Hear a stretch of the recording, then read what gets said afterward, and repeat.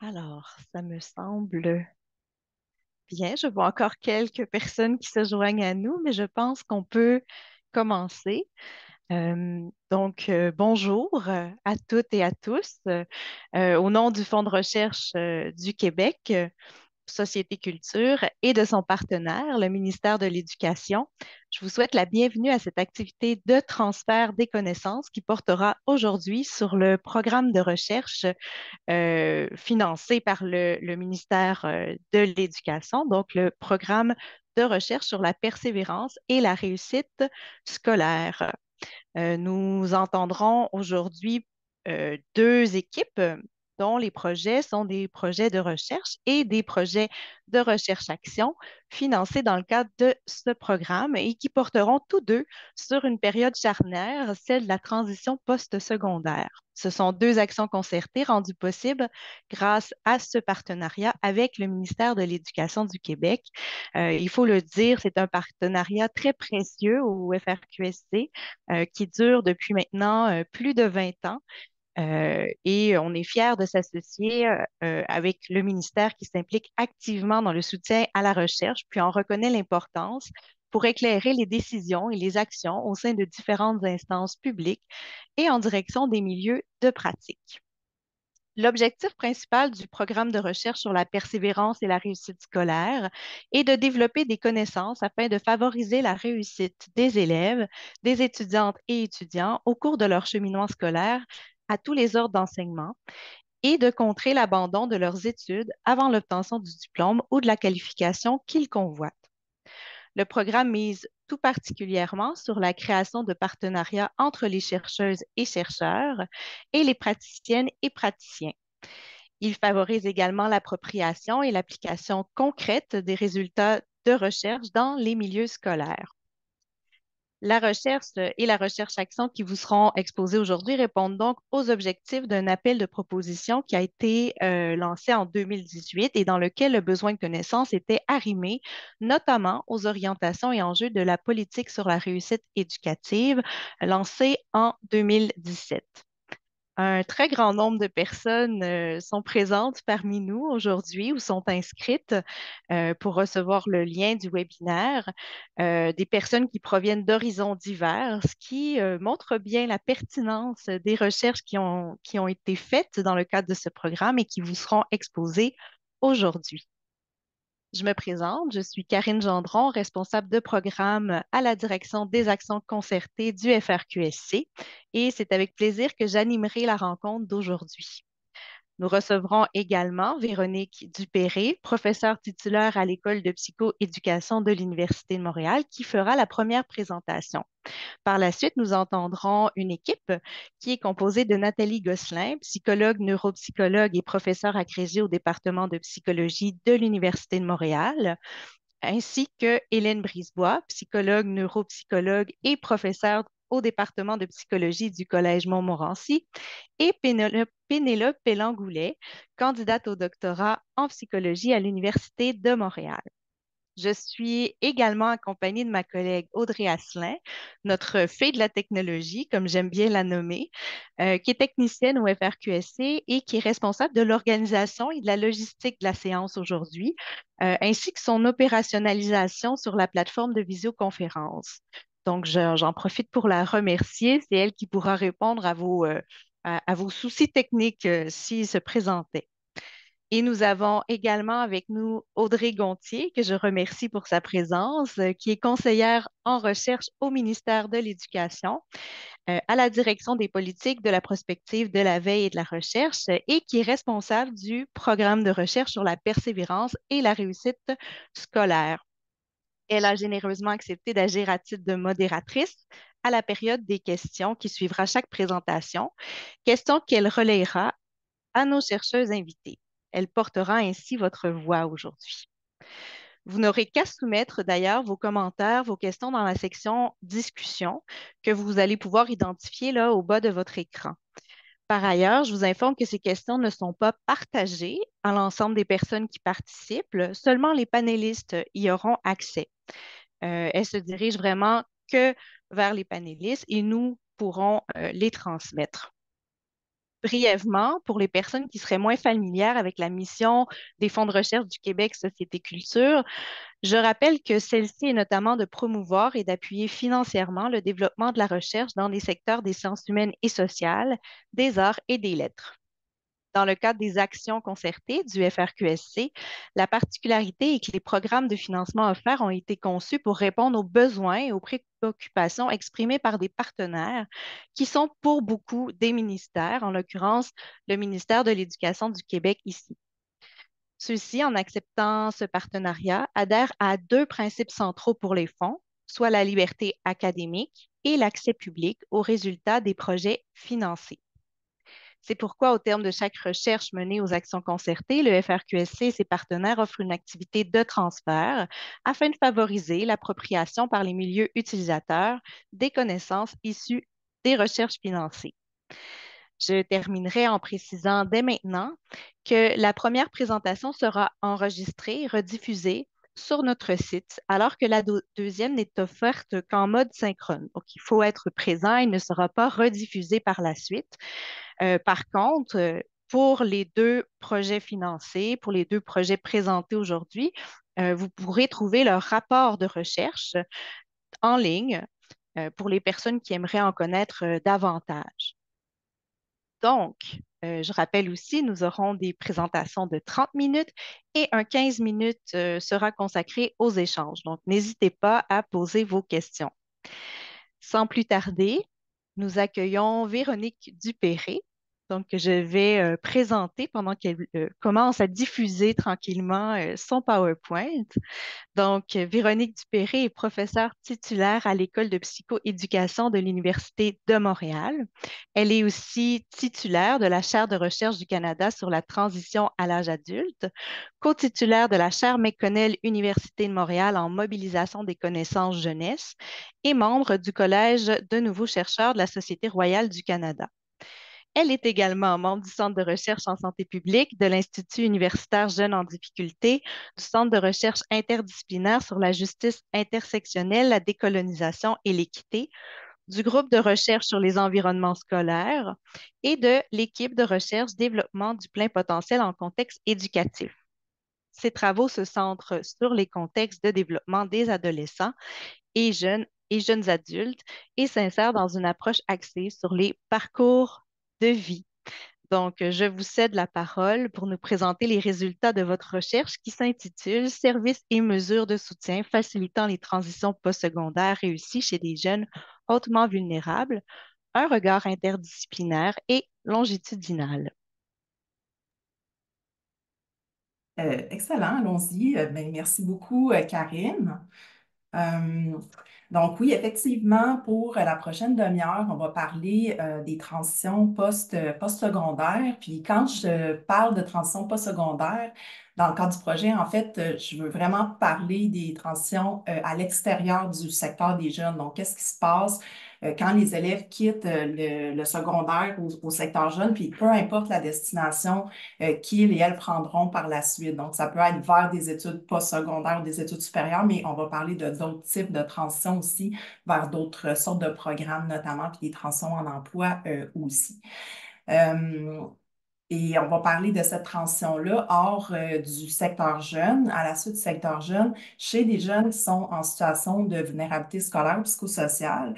Et là, ce que j'entends ici par ça, c'est vraiment des jeunes qui ont pu accumuler certains retards scolaires, qui ont vécu des situations d'interruption scolaire. Puis peut-être juste pour vous donner un peu une idée là, du type, du profil des jeunes qui ont participé à l'étude, ou en fait qui étaient surreprésentés dans l'échantillon. Il y avait quand même une variété de profils, mais il y avait à peu près 60 de l'échantillon qui avait des plans d'intervention secondaire, puis environ 40 qui étaient dans des programmes particuliers d'adaptation scolaire ou de formation préparatoire au travail, par exemple. Donc, on va être vraiment dans l'univers de ces jeunes-là, puis on va s'intéresser à qu'est-ce qui se passe quand ils quittent le secteur jeune et poursuivent leur vie là, par la suite en éducation ou ailleurs.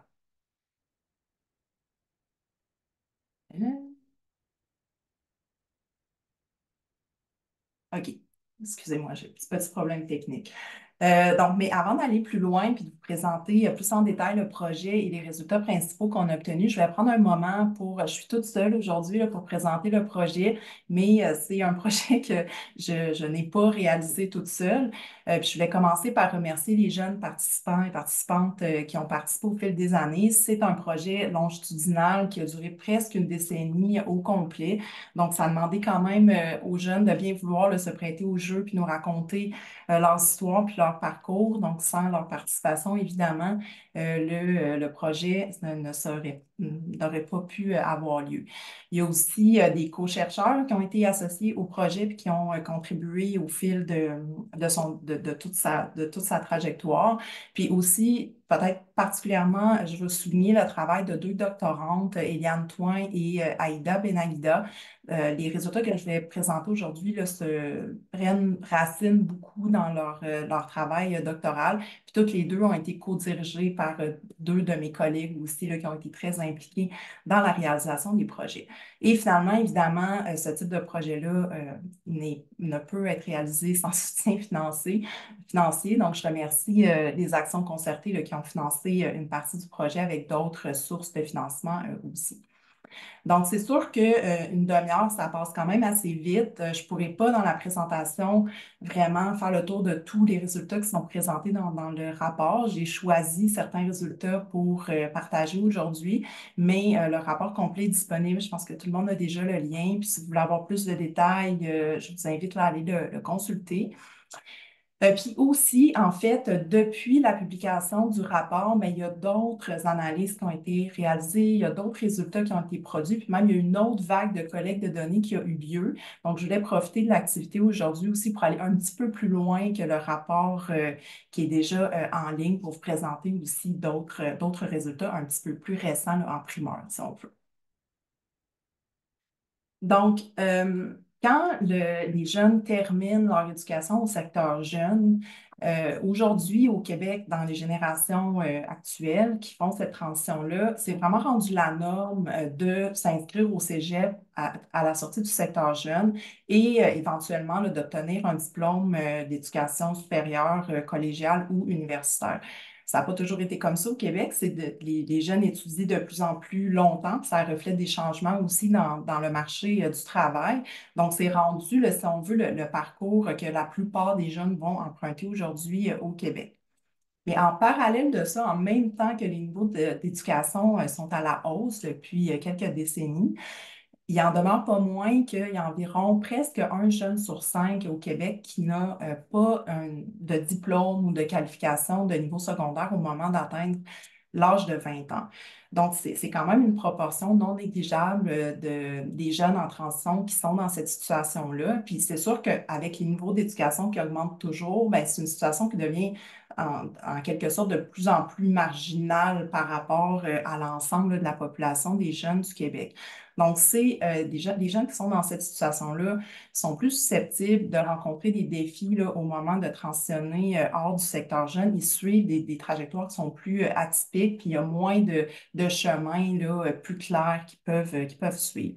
Pourtant, c'est un groupe dont on connaît moins les transitions postsecondaires, qui ont été moins étudiées, souvent de façon fragmentée. Donc, l'objectif de ce projet-là, c'était vraiment de prendre les jeunes dans cette situation-là, de les rencontrer une première fois quand ils étaient au secondaire, puis ensuite de voir où ils se dirigeaient par la suite là, pour comprendre leur parcours de transition. Donc, les objectifs du projet, il y avait, disons, il y avait plusieurs objectifs, là, mais j'essaie de les synthétiser en deux grands objectifs. Ben, il y en avait un premier, c'était d'établir finalement ben, à quoi les transitions pouvaient ressembler chez ce groupe-là. Puis est-ce qu'il y en avait qui étaient associés à une meilleure réussite, puis par là, j'entends comme un meilleur bien-être, puis des jeunes qui rencontrent leur objectif de vie, qui réussissent leur projet. Ça, c'était dans un premier temps. Puis après, ben, une fois que des trajectoires, disons, réussies auront été identifiées, ce qu'on voulait faire dans un deuxième temps, c'est d'aller voir ben, quels facteurs étaient associés à ces transitions-là pour peut-être identifier des pistes de soutien ou des pistes d'amélioration là, éventuelles pour soutenir mieux les transitions chez ce groupe de jeunes.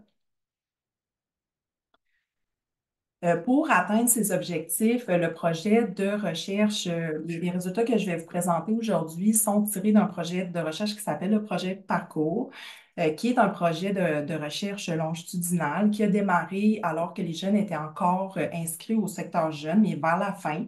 Donc, la première collecte de données a eu lieu auprès des jeunes alors qu'ils avaient 16-17 ans environ. Et on a adopté un mode d'échantillonnage. Donc, tous les participants provenaient d'écoles qui étaient situées en milieu plutôt défavorisé, donc avec un indice de milieu socio-économique élevé, pour ceux qui sont familiers avec cet indice-là. Et au sein de ces écoles-là, on a mis en place un protocole pour vraiment aller sur-échantillonner et cibler les jeunes qui étaient c'est ça, à risque de vivre là, des interruptions scolaires ou qui en avaient déjà vécu. Donc, le 2 tiers de l'échantillon, c'était des jeunes avec ce type de profil-là. Donc, alors qu'ils étaient au secondaire, il y a une première collecte de données qui a eu lieu. Puis dans le cadre du projet, les collectes de données, c'était toujours selon des modalités diversifiées, c'est-à-dire qu'il y avait une partie qui était vraiment en entrevue individuelle où les jeunes nous racontaient plutôt en style libre, là, si on veut, leurs différentes expériences de vie, puis aussi tous les programmes éducatifs dans lesquels ils s'étaient inscrits, qui avaient interrompu, qui avaient terminé. Puis on faisait aussi un tour là, des emplois que les jeunes avaient occupés. Puis on prenait le temps de documenter les caractéristiques de ces emplois-là, incluant des caractéristiques plus objectives, comme par exemple le salaire ou l'horaire à temps plein, à temps partiel. Mais on demandait aux jeunes aussi de nous dire comment ils percevaient ces emplois-là, c'est-à-dire est-ce que c'était en lien avec leurs objectifs de carrière à plus long terme ou si c'était plus des emplois qu'ils occupaient en attendant, là, disons, d'avoir un autre projet ou d'avoir quelque chose de mieux qui s'offrait à eux. Vous allez voir, ça va revenir, là, cette distinction-là tout à l'heure dans les résultats. Et il y avait aussi des questionnaires qui étaient utilisés, là, qui servaient à capter, par exemple, la santé mentale. Donc, on avait des questionnaires de dépression, d'anxiété, par exemple. Aussi, les questionnaires nous ont permis d'aller capter les perceptions des jeunes sur eux-mêmes puis leur situation dans la société. Donc, on avait des questionnaires, par exemple, sur le statut socio-économique perçu, donc sur l'échelle sociale, où est-ce que les participants se situaient au fil du temps, et des échelles d'adaptation aussi là, de toutes sortes pour pouvoir vraiment faire un portrait complet de où les jeunes étaient rendus, disons, dans leur trajectoire scolaire, socio-professionnelle, mais aussi dans leur trajectoire de bien-être. Et on a refait la même procédure à 20-21 ans. Donc 4 ans plus tard. Et là, le financement reçu dans le cadre de l'action concertée concerne vraiment cette collecte de données-là. Donc, l'action concertée a permis de financer une partie de cette collecte-là. Puis ensuite, il y a une autre collecte qui a eu lieu, qui s'est terminée tout récemment. Donc, c'est pour ça que je vais être en mesure de vous présenter quelques résultats qui vont un petit peu plus loin, jusque vers la mi-vingtaine, le moment là, où on a réalisé les dernières entrevues avec les participants. Mais l'essentiel va surtout couvrir la période, disons, 16-17 à 20-21, mais avec quelques résultats qui vont s'étendre un petit peu plus loin. Et voilà, donc ça, c'était la collecte de données qui a été réalisée dans le cadre du projet. Puis à partir de ça, c'est des données qu'on a utilisées pour reconstruire des parcours de transition école-travail, puis documenter les facteurs qui étaient associés avec ces transitions-là.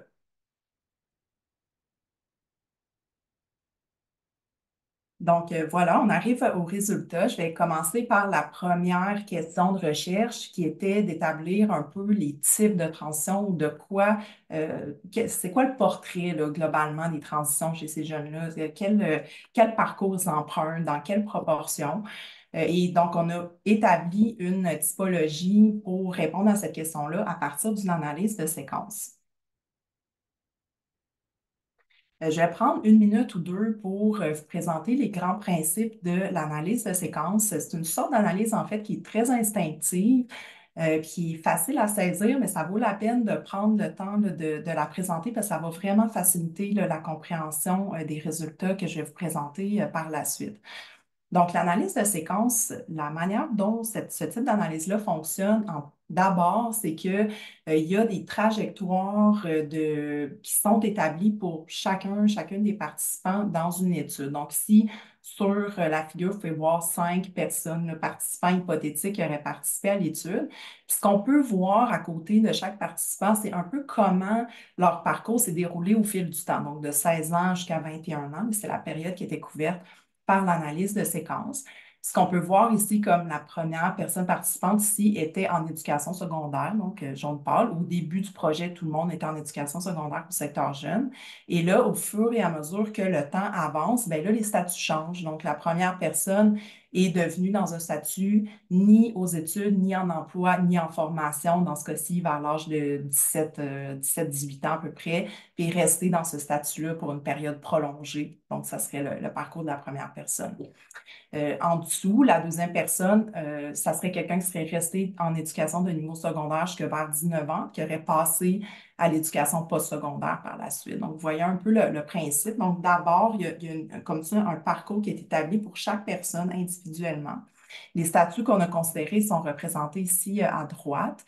Donc, on a considéré l'éducation secondaire, l'éducation postsecondaire, le fait d'être à l'extérieur de l'éducation et de l'emploi. Puis aussi en emploi, on a considéré deux types de situations en emploi, c'est-à-dire être dans un emploi lié à la carrière souhaitée puis aux aspirations, puis des emplois qui étaient juste des emplois en attendant puis pas liés avec les objectifs de vie. Donc, la première étape de l'analyse de séquence, c'est d'établir ces parcours-là.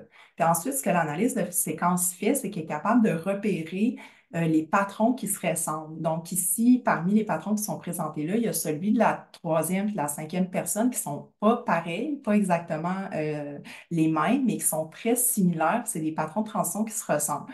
Puis en regroupant comme ça les patrons de transition similaires, bien, l'analyse de séquence permet de créer des typologies là, de transition. Donc, je vais vous présenter brièvement les types de transitions qui ont été établis de cette façon-là. D'abord, dans l'échantillon, il y avait à peu près 15% des participants qui étaient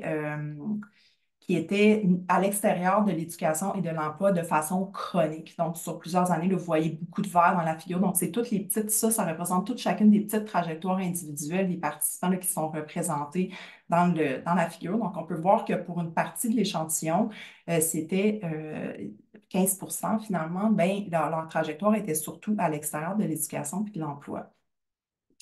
Sinon, il y a deux trajectoires, environ la moitié de l'échantillon, donc 25% chacune, qui ont été principalement en éducation jusqu'à l'âge de 21 ans. Pour 25% des jeunes de l'échantillon, il y a eu une transition qui s'est faite de l'éducation secondaire vers le postsecondaire. Et pour une autre partie de l'échantillon, ils sont restés aux études, mais en éducation secondaire tout au long, là, ou en tout cas de façon majoritaire pendant la période d'observation. Puis finalement, il y avait deux trajectoires qui étaient plutôt axées sur l'insertion rapide sur le marché du travail. Donc, rapidement après les études secondaires, les jeunes passaient en emploi.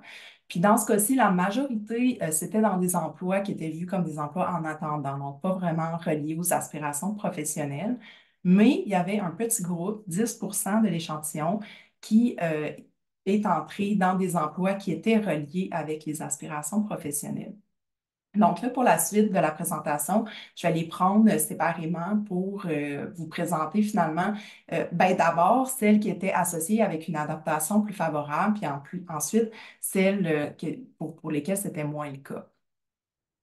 Donc, d'abord, une première surprise qu'on a eue dans le projet, c'est que quand on regardait l'adaptation psychologique ou le bien-être des participants, c'était en fait à l'âge de 20 ans, ceux qui étaient dans l'emploi carrière qui avaient le profil d'adaptation le plus favorable de tous les profils que je vous ai présentés. Donc, par exemple, le niveau de dépression était moindre chez les jeunes dans cette trajectoire-là comparativement à toutes les autres trajectoires là, que je vous ai présentées auparavant. C'était aussi ceux qui étaient en emploi carrière par rapport aux emplois vus comme en attendant avaient aussi des meilleurs salaires, étaient plus susceptibles de travailler à temps plein. Il y avait plusieurs champs d'activité qui étaient représentés, mais le champ modal ou le plus courant, c'était travailler dans le domaine de la construction. Donc, c'est un résultat qui a piqué notre curiosité parce que ce n'est pas nécessairement ça qu'on attendait, parce que habituellement, dans les échantillons de population plus générale, bien, c'est souvent plutôt les jeunes qui font les transitions vers le postsecondaire qui ont tendance à avoir des profils plus favorables, mais dans notre échantillon, ce n'était pas le cas. Donc, ce qu'on a voulu faire dans un deuxième temps, c'est d'aller creuser un peu pour voir, mais c'est quoi les facteurs qui étaient associés avec cette trajectoire-là là, qui semblait favorable pour l'adaptation, en tout cas au moins jusqu'au début de la vingtaine. Puis quand on est allé creuser les facteurs associés, ben, il y en avait une partie qui était des facteurs plus de l'ordre de l'orientation et qui se rapportaient aux expériences de travail, qui avaient pu peut-être aider à spécifier un choix de carrière un peu plus tôt chez cette partie-là de l'échantillon. Donc, ce qu'on voyait un peu le profil, là, c'était les participants qui avaient eu des expériences de travail diversifiées pendant l'adolescence, mais à des niveaux modérés.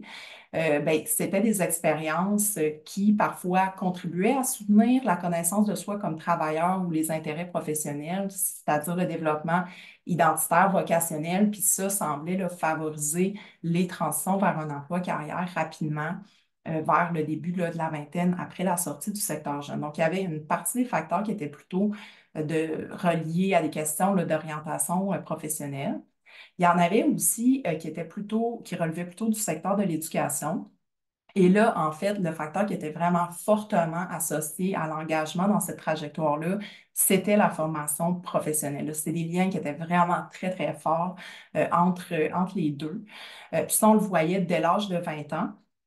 euh, c'était quelque chose qui est associé avec la trajectoire là, telle qu'on l'a établie jusqu'à l'âge de 20 ans. Mais récemment, on est allé creuser, on a utilisé les données qu'on a obtenues à la mi-vingtaine pour aller voir un peu les jeunes qui avaient un DEP, comment ils se portaient par rapport à des pairs qui avaient obtenu d'autres types de qualifications. On a fait différents contrastes, incluant avec des jeunes qui avaient toujours aucun diplôme ou qualification, d'autres qui avaient une qualification de niveau secondaire général, puis d'autres qui avaient obtenu des diplômes postsecondaires, là, principalement de niveau collégial. Ce qu'on a vu dans ces analyses-là, puis là, c'est tout récent, là, c'est des résultats qu'on vient tout juste de compiler. Bien, les participants qui avaient un diplôme d'études professionnelles présentaient en fait des atouts dans plusieurs sphères comparativement, surtout aux jeunes sans diplôme ou avec un diplôme général seulement. Donc, sur le plan du travail puis du domaine plus économique, bon, on l'a vu à 25 ans, ça demeurait vrai. Il y avait plus de chances d'être dans un emploi carrière. Les salaires étaient plus élevés. Puis on a vu aussi un accès à la propriété qui était plus grand chez ces jeunes-là à l'âge de 25 ans, là, comparativement aux autres groupes. Les avantages sur le plan de la santé mentale étaient aussi toujours présents, donc des niveaux de dépression, d'anxiété qui étaient moindres. Puis là, on avait aussi l'information sur les perceptions de soi dans la société. Donc, les jeunes avec un DEP percevaient leur statut socio-économique plus favorablement, puis avaient moins de sentiments de privation relative. Donc, ça, c'est, par exemple, quand on demande comparativement aux autres, j'ai été favorisé ou j'ai été défavorisé dans la vie, mais ceux qui avaient des DEP là, se voyaient moins comparativement le défavorisés, si on veut. Donc, en même temps qu'on a obtenu ces résultats-là, disons, en faveur des diplômes d'études professionnelles, ou en tout cas, les diplômes d'études professionnelles semblaient être des atouts à différents égards. Mais on voyait que c'était relativement peu utilisé dans l'échantillon, dans le sens où la proportion avec un DEP n'était pas extrêmement élevée. Ce qu'on voyait aussi, c'est que c'était souvent après plusieurs détours dans plusieurs types de programmes. La plupart des participants n'allaient pas nécessairement vers l'éducation professionnelle tout de suite après la sortie du secteur des jeunes. Puis là, j'ai mis quasi sens unique. Là, ce que je veux dire par là, c'est que c'est souvent les jeunes essaient plusieurs autres types de formations et retournent vers la formation professionnelle. Il y en a quelques-uns qui utilisent la formation professionnelle comme un tremplin pour aller, par exemple, dans une technique au cégep après, mais ça, c'est plutôt rare. On dirait que cette voie-là, je ne sais pas si c'est parce qu'elle est méconnue ou en tout cas, mais une chose est sûre, c'est qu'on l'a observée relativement peu souvent. On a vu aussi des différences de genre au sens où cette voie-là, axée sur l'obtention d'un diplôme d'études professionnelles pour l'accès à la carrière souhaitée, c'était davantage les garçons qui en bénéficiaient que les filles. Donc, ensuite, donc ça, c'était la première type de trajectoire la plus favorable. Ensuite, celle qui arrivait après, là, au deuxième rang, disons, sur le plan de l'adaptation psychosociale, c'était les jeunes qui se dirigeaient vers les études postsecondaires. Qui arrivaient comme en deuxième position, là, pas trop loin derrière ceux qui étaient en emploi carrière. Mais il y avait plus, en tout cas, plus de symptômes de dépression là, comparativement aux autres. Donc, c'était une trajectoire qui était relativement favorable.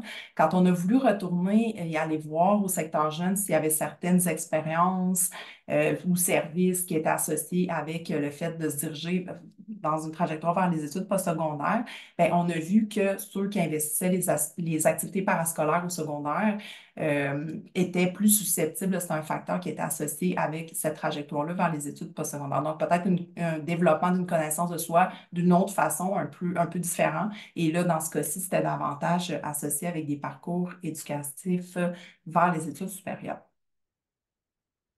Donc, ça, c'était les deux trajectoires, disons, réussies, si on veut, au sens où les jeunes dans ces deux trajectoires-là allaient plutôt bien quand on regardait les indicateurs de bien-être.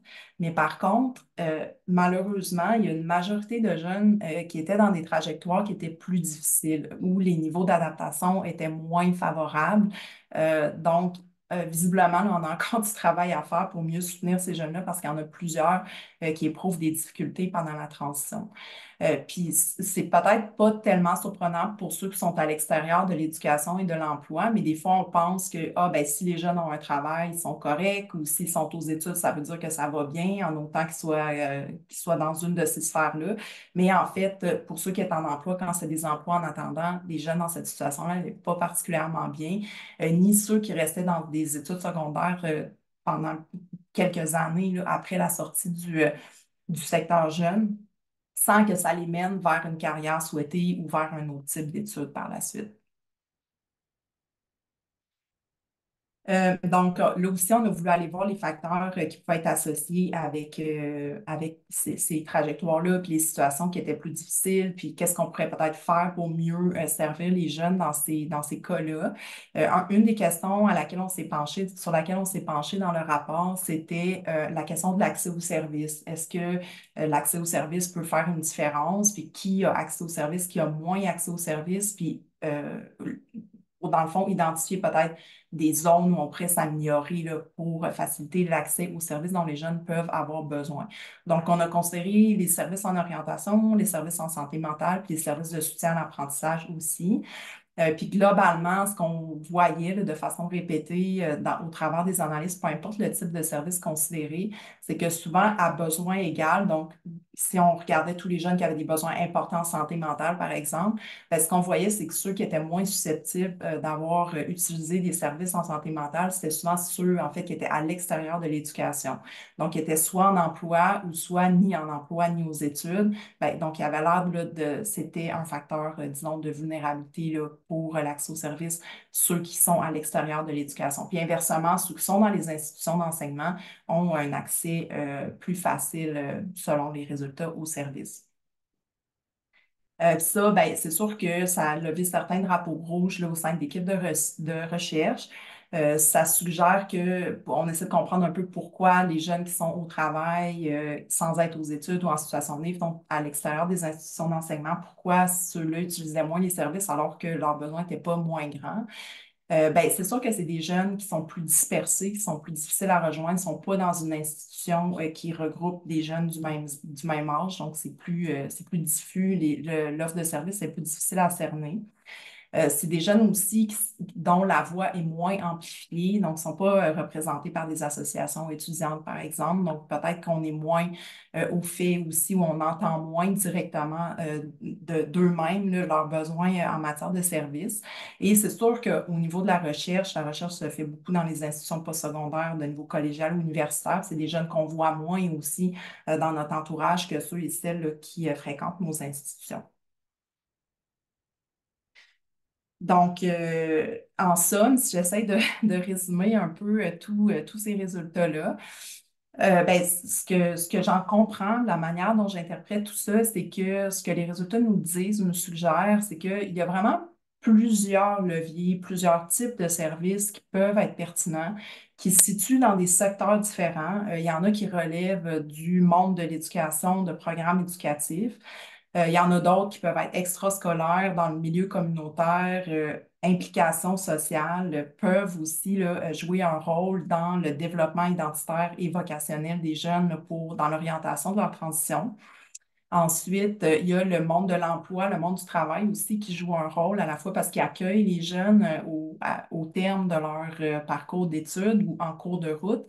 Mais on a vu aussi que les expériences de travail, ça peut être aussi une manière pour les jeunes d'apprendre ben, expérimenter dans le fond dans ce milieu-là, puis apprendre à se connaître aussi en tant que travailleur, puis de voir qu'est-ce qu'on aime et qu'est-ce qu'on n'aime pas, là. Donc, ça peut faire partie aussi du développement identitaire et c'est des expériences qui peuvent donner des informations pour, après ça, penser son projet là, de transition pour les jeunes. Il y a les services aussi qui jouent un rôle important dans différents domaines. Et ce que les résultats nous ont permis de voir aussi, puis ça, c'est via des analyses qualitatives, ce qu'on a vu, c'est que tous ces leviers-là sont pertinents, mais ne sont pas toujours faciles ou intuitifs à connaître dans leur ensemble. Donc, c'est comme si ça prenait un écosystème de services de toutes sortes qui vont répondre plus ou moins aux besoins de différents jeunes. Et pour que les jeunes puissent naviguer cet écosystème-là de façon efficace, puis trouver les services qui correspondent à leurs besoins, mais ça leur prend aussi des personnes qui les aident à naviguer là, au travers de cet univers-là, qui n'est pas toujours facile à appréhender du point de vue des jeunes eux-mêmes. Donc, l'idée, c'est de les aider à naviguer tout ça et de choisir aussi des services de façon adaptée selon les besoins et les objectifs des jeunes. Puis les résultats suggèrent que les leviers employés peuvent être un peu différents selon que les jeunes sont davantage engagés dans une trajectoire axée sur les études postsecondaires ou vers l'insertion rapide en emploi. J'arrive à la fin. Maintenant, c'est sûr que on a pu dégager beaucoup d'informations dans le cadre du projet, mais il y a des limites aussi, puis il nous reste beaucoup de travail à faire. Je dirais qu'on a peut-être juste effleuré la surface encore. Une chose qu'on veut faire, c'est regarder le maintien des tendances à plus long terme. Donc, notamment pour les jeunes qui ont eu un diplôme d'études professionnelles, on a un portrait à 25 ans, mais est-ce que à 29 ans ou à 30 ans, est-ce que le profil qu'on observe continue à s'observer ou est-ce que les choses changent au fur et à mesure qu'ils avancent dans leur carrière puis que le marché du travail se transforme aussi? Donc, ça, c'est un des points là, qu'on continue à regarder puis auxquels on ne peut pas répondre pour l'instant avec les données qu'on a. On est aussi en train de faire un plongeon plus en profondeur en lien avec les réalités liées au genre, parce qu'il y avait vraiment des différences importantes autour des formations professionnelles notamment, mais à d'autres égards aussi. Donc ça, c'est des travaux qui sont en cours de ce côté-là. On voudrait aussi éventuellement, c'est sûr que c'est un échantillon qui est particulier. J'ai mentionné au début, on a vraiment des jeunes avec des profils spécifiques. C'est la force de l'étude, mais c'est aussi une limite au sens où on ne peut pas appliquer les résultats à l'ensemble de la population du Québec non plus. Ça nous aide à comprendre un sous-groupe particulier. Mais ce qu'on veut faire aussi, c'est peut-être aller voir si les tendances qu'on a observées dans cette étude-là se reflètent ailleurs, là, dans d'autres ensembles de données aussi. Donc, en terminant, peut-être le mot de la fin, juste rappeler à tout le monde qu'il y a beaucoup de ces résultats-là qui sont présentés plus en détail dans le rapport complet qui est disponible en ligne. J'ai mis le lien ici. Mais si vous êtes intéressé par d'autres résultats qui ne sont pas encore publiés, qui sont plus récents, ben, n'hésitez pas à m'écrire, là, puis ça me fera plaisir de partager ça là, sur une base individuelle. Donc, ben voilà, c'est terminé.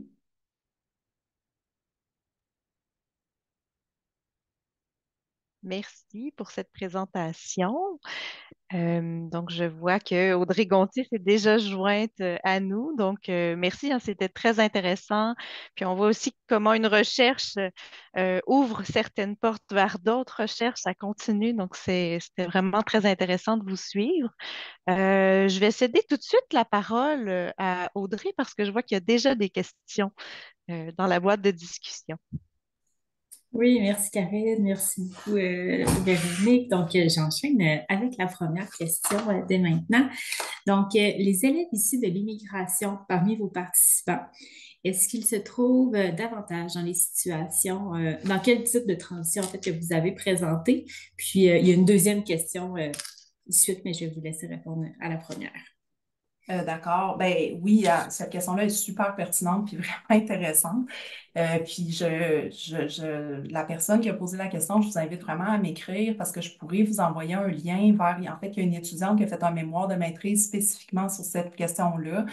C'est pas ça aussi, c'est des résultats qui ne sont pas présentés dans le rapport, mais qui sont disponibles là, sur le portail Papyrus de l'Université de Montréal. Donc, je pourrais vous envoyer un lien vers ça là, avec tous les détails. Mais en gros, pour répondre à la question, il y a vraiment, les jeunes qui sont issus de l'immigration se dirigent vraiment davantage vers les trajectoires axées sur l'éducation, vraiment plus, vont vraiment pas beaucoup en formation professionnelle. Donc, c'est des résultats, ça, je sais, qui ont été documentés ailleurs aussi, mais on les voit aussi là, très clairement dans notre échantillon. Fait que si la question vous intéresse par rapport à la formation professionnelle, plus spécifiquement, je pourrais aussi vous envoyer peut-être là, les résultats qui portent là-dessus, mais on voit un petit peu là, les mêmes patrons qui sont documentés ailleurs. Je pense que ça reflète beaucoup les projets de migration là, des familles qui sont beaucoup axées sur l'éducation. Fait que oui, c'est, c'est un peu le profil qu'on a vu. Est-ce que vous avez les données ou des résultats par rapport à leur utilisation des services psychosociaux? Oui, on a des données détaillées là-dessus qui sont dans le rapport. Je ne les ai pas présentées dans la présentation parce qu'en fait, un des objectifs du projet au début, c'était de voir le lien entre l'utilisation des services et l'adaptation. Mais quand on regardait l'utilisation des services et l'adaptation, mais souvent, c'est comme si ce qu'on voyait, c'est qu'utiliser les services était lié à une moins bonne adaptation. Mais c'est surtout parce que, bon, les jeunes qui utilisent des services ont plus de besoins, mais même en considérant ça, c'était pas nécessairement toujours les résultats auxquels on s'attendait là, à ce cas-ci, mais je pense parce qu'il y avait comme beaucoup d'autres processus qui étaient en jeu, puis c'est comme si, dans le cadre du projet, on était limité dans notre capacité à aller vraiment documenter l'impact des services. Ce n'était pas un projet évaluatif là, de, de, de services, puis aussi un autre facteur qui a pu limiter notre capacité à les documenter. En termes d'utilisation de pourcentage qui utilisent des services sont là, mais l'impact de l'utilisation des services, l'autre élément qui était disons, limitant, c'est que ce qu'on a vu au secteur jeune, c'est que les jeunes qui étaient en grand besoin, ils étaient repérés là, par les, les écoles, les centres de services scolaires, puis ils recevaient à peu près tous et toutes des services. Fait que on ne pouvait pas vraiment comparer des jeunes qui avaient reçu des services avec d'autres qui n'en avaient pas eu, puis on n'avait pas de données assez détaillées sur l'intensité d'utilisation pour vraiment là, aller documenter en détail les différents profils qui se situent à ce niveau-là. Fait que c'est pour ça que j'en ai pas parlé, parce que c'est des résultats qui sont un petit peu, en tout cas, qui sont pas sans équivoque, là, disons, qui ne sont pas faciles à interpréter non plus, mais il y a plus de détails là, sur ces aspects-là dans le rapport aussi. Merci beaucoup, Véronique. Une autre question. Après combien d'années de reprise nous considérons que ce sont des études secondaires prolongées? Est-ce que l'éducation aux adultes entre dans cette catégorie? Oui, oui, tout à fait. Pour ceux qui étaient dans les trajectoires de formation secondaire, ben, ça peut être autant en formation professionnelle qu'en formation générale des adultes. Puis dans bien des cas, c'était les deux, là, tu sais, au sens où il y a des participants qui peuvent aller en FGA pendant un moment, puis après ça, s'en aller vers la formation professionnelle ensuite. Par exemple. Donc oui, là, c'est sûr qu'après la sortie du secteur jeune, c'est les deux types de formations qui sont considérées. Ça, c'est sûr que dans les trajectoires que j'ai présentées, tu sais, c'était juste éducation secondaire, là, puis il n'y avait pas de séparation par programme. Mais c'est pour ça que dans un deuxième temps, on est comme en train de faire des analyses plus détaillées en fonction du type de diplôme qui a été reçu pour justement avoir des résultats qui sont plus spécifiques. Là, aujourd'hui, j'ai beaucoup parlé de ça de la formation professionnelle, mais on pourrait faire un même portrait pour la formation générale des adultes encore. Ce portrait-là, il n'existe pas, il n'a pas été fait.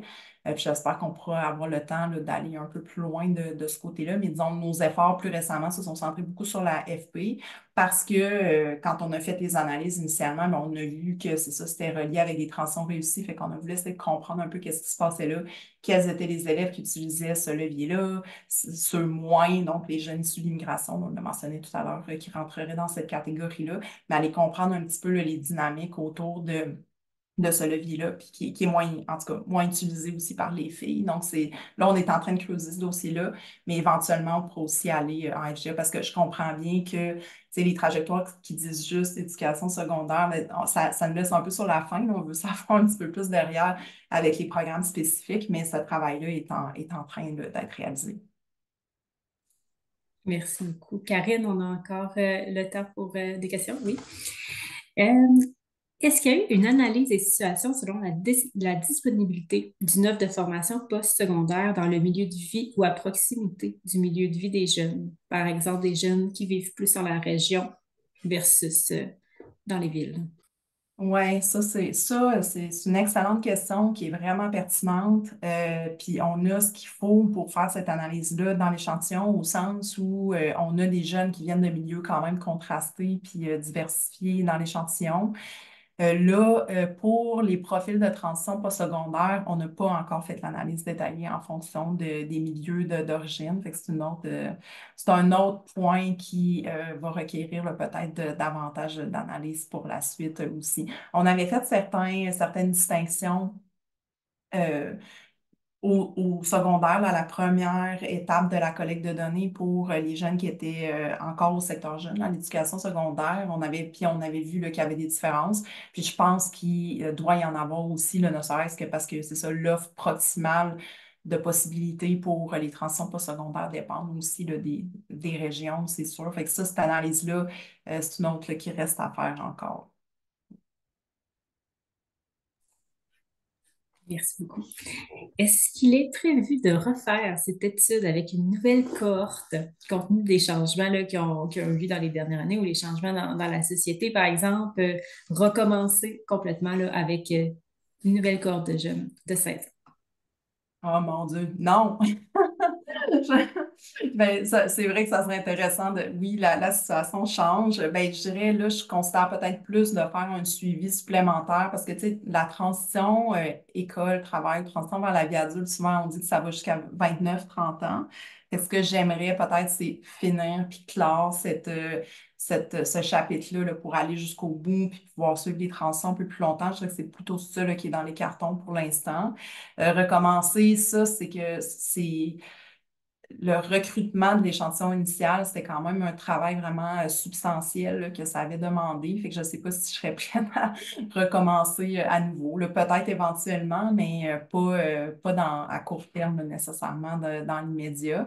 Peut-être peut-être que tu sais, des plus petits projets sur des thèmes spécifiques en lien avec des moments tu sais, particuliers de la transition pourraient être importants, là, peut-être ou intéressants là, pour ouvrir la boîte un peu plus en détail à certains moments charnières. Là. Peut-être je penserais plus en ces termes-là là, pour la suite que de recommencer là, une nouvelle cohorte complètement. Ouais. On comprend très bien. Est-ce que C'est vous des avez choses une... qu'on fait en début de carrière, puis après ça, on se dit, mon Dieu, c'était quoi cette idée-là? Est-ce que vous avez une suggestion pour l'adaptation de l'organisation des services sociaux et de santé pour joindre cette clientèle-là? Vous l'avez mentionné, c'est un gros écosystème qui peut être difficile à naviguer. On serait curieux de vous entendre. Oui, tu sais, c'est la question qui tue, là, je pense, cette question-là.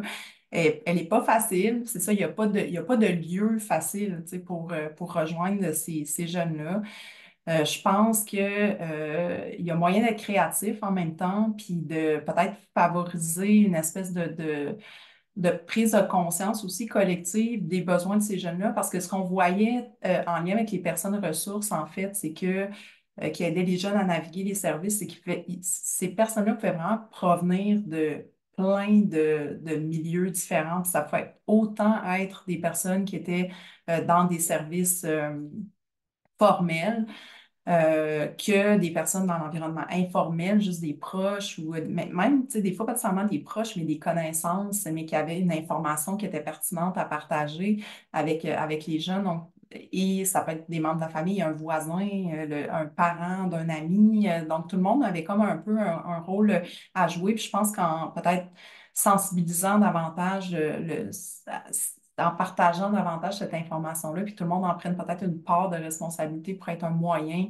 de peut-être là, faciliter les connexions comme ça. Je pense que les employeurs aussi peuvent avoir un rôle à jouer. Là. On a vu, il y a beaucoup de jeunes qui étaient en situation d'emploi aussi. Puis ça, on l'a vu pour certains, mais c'est des employeurs là, qui les ont aidés à remobiliser un projet d'études, par exemple, leur donner des conditions favorables ou les orienter aussi vers des services. Donc, ça peut être aussi une ressource à laquelle on ne pense pas nécessairement, tu sais, en premier merveilleux. Là. On est souvent centré sur les ressources qui sont disponibles dans les institutions d'enseignement, mais ça pourrait être un secteur aussi, là, peut-être à mobiliser un petit peu plus pour encadrer les jeunes qui sont sur le marché du travail, parce qu'on l'a vu, c'était quand même une proportion importante aussi là, de l'échantillon qui était dans cette situation-là.